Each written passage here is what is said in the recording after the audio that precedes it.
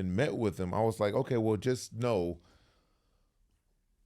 we want creative control. Mm-hmm. And they were like, oh, well, you know, we don't really. And I said, okay, well, we don't need to do this. Right.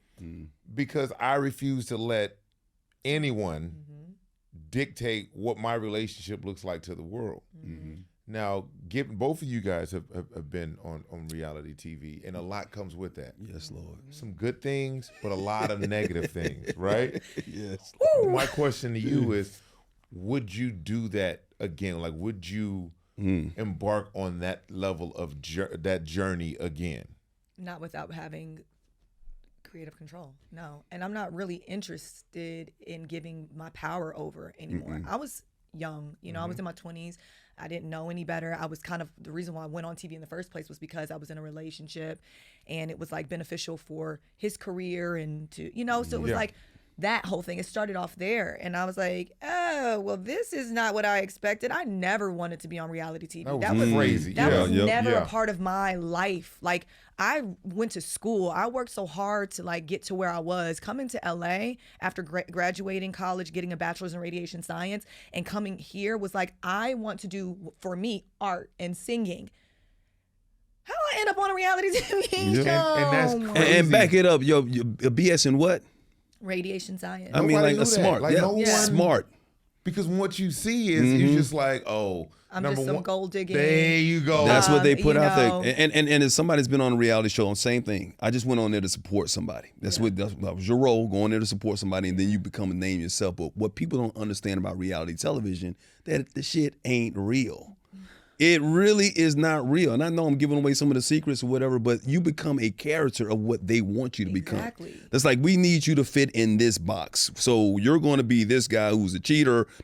No matter what you're trying to do with your life, no matter what your career was before that, you're going to be this because you had admitted to this. So this is your role now. And this is the type of storyline that they're always going to direct it towards. You got producers, and I'm telling the whole damn game. I don't give a damn because I'm not doing it again. You got producers on the side over there basically holding up, hey, just talk about this, right? Yeah, notes. They got notes in their phone. Oh, hell no. Over there talking to whoever, hey, ask her about that time that she slept with your husband. You know what I'm saying? That's basically what they're doing. They're feeding you stuff. They're putting you in positions that you would never be in. It's like, all of a sudden, me and April, we could have met 3 months ago and I met her for the first time, but then on the show to make it seem like we were best of friends, that we hung out all the time. Please talk about it, because they did that to me and they made it seem as though I had these relationships for years. So when things were happening, people were like, wow, she's a terrible friend. She's terrible. And I'm like, I don't know. But I can't go on and because I'm loyal like that. I'm filming for y'all. I'm not even going to go on and be like, you know what?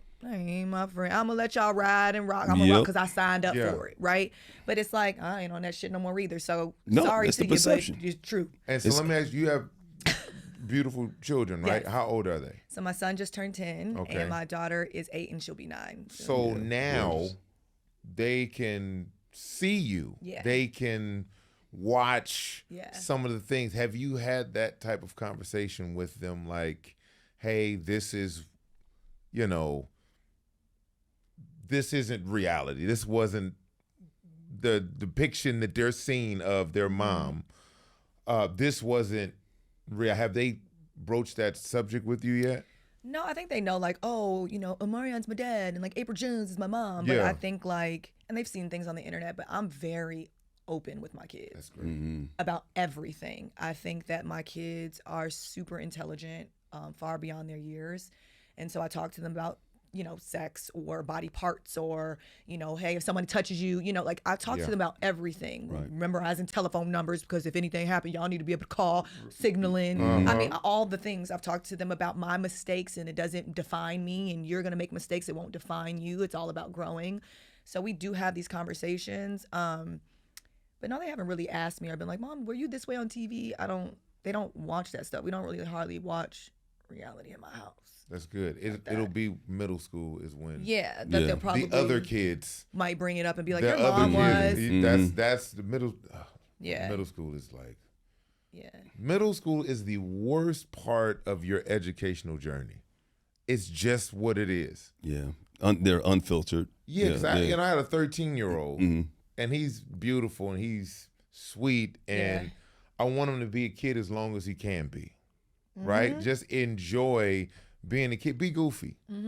I want the goofy kid. I want the goofy son. Yeah. I want him talking about roller coasters and video games, not butts. I know. Like, I'm like, so we don't, as parents, we don't, he doesn't have access to just go online. No, you can't. And just do anything. Yeah. But when he gets to school, his friends have phones.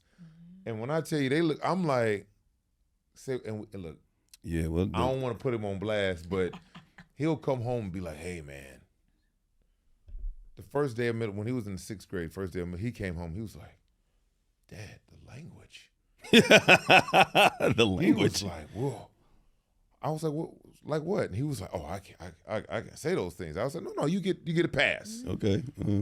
He was like, I can say it? The only time, man. What are you hearing at school? This is the first day of 6th, 7th, and 8th grade, 6th grade for him. He was like,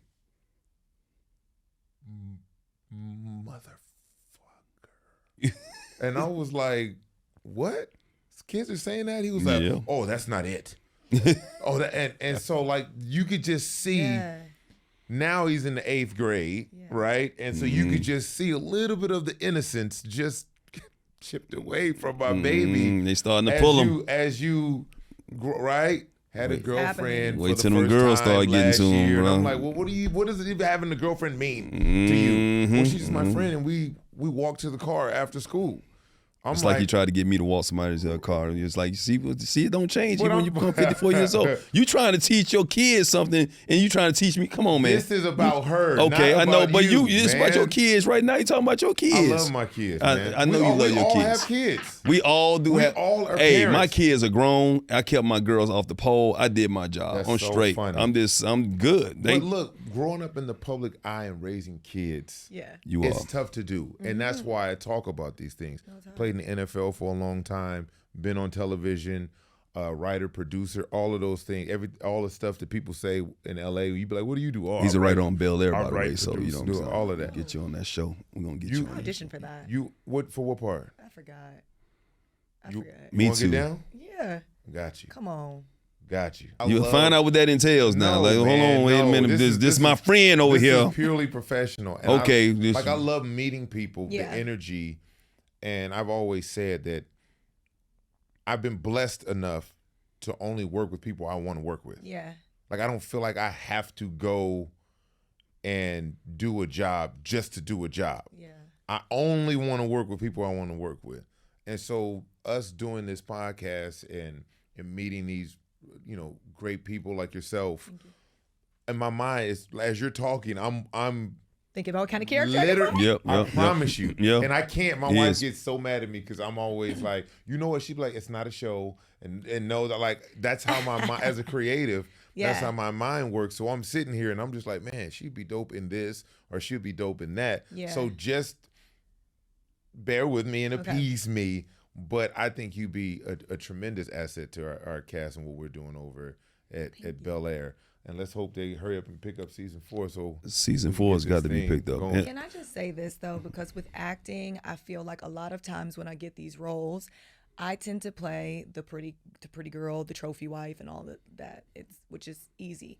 For me, I'm looking to be challenged. Come on now. And I'm looking for someone to truly believe in the fact that I can actually dive in, and this face isn't just used just for, like, give me, and not to sound like crazy, but like a crackhead role, or like a role where I can just like really dumb myself down in my look and just dive in internally. Like, I'm looking for something like that. Now, granted, whatever you have to give me on Bel Air, I'm willing to accept. I'm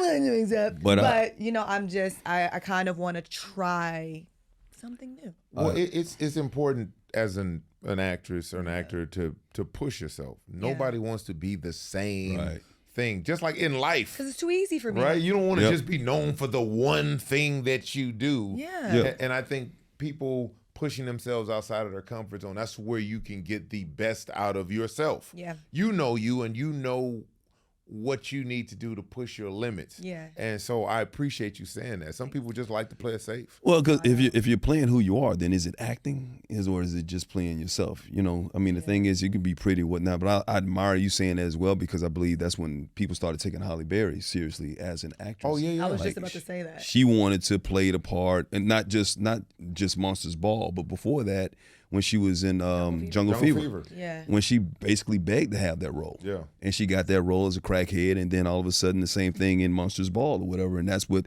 delivered her to the height that she is now, considered in the respect that she has as an actress. Mm-hmm. But when he says this, I'm gonna tell you, he's genuine. And one thing I love about him as my brother is, like, he's genuine. If he says he's gonna do it, he's gonna do it. He'll say something to me, say, let's do it, we're gonna do it. He'll listen to you as far as, like, if you got script ideas or whatever, he's there. He'll introduce you to the right people if he can't do it for himself. What I love about you is that you're genuine. What I love about you both is that you're genuine and you're super nice. You are willing to do a lot of things for just about everybody. One of the things I've learned about all of us is that sometimes our niceness, is that a word? Niceness? Yeah, it's a word. Niceness can be taken advantage of. Oh yeah. Can be taken for granted. Mm-hmm. And what I've learned is that I'm still a good person. I don't always have to be nice. Yeah.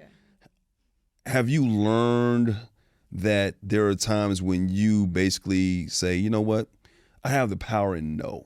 And just because I've said yes so many other times, I'm saying no to preserve or protect myself now. Yeah. I mean, I feel like it doesn't always go over so well, obviously. That part, right? It doesn't. But that's part of your transformation, though. Yeah. Because so if it doesn't go over, that means, once again, those people that don't understand, that don't get it, why you're doing it, because you're not, what do I talk about? I said, you're not being selfish. It's self-preservation in anything that we do. So when we pour into ourselves first, and then we have something left over to pour into others, then that's when we can do. Once again, put your mask on first before you apply it to someone else. Yeah. I mean, I definitely realized that, like, I've been a giver. That I thrive in that area, though. It's innately within me to nurture or love on people and pour into and not expect anything in return. But I think that eventually when we do that, just naturally and innately, at least for me, and I'm constantly letting people plug in and plug in and plug in, at what point I'm going to deplete myself. And so I'm realizing, and I don't like asking for help all the time. I'm getting better at doing that now, because I mean, that's what our friends are supposed to be for. Like, they're supposed to provide that just the way that I'm supposed to be there,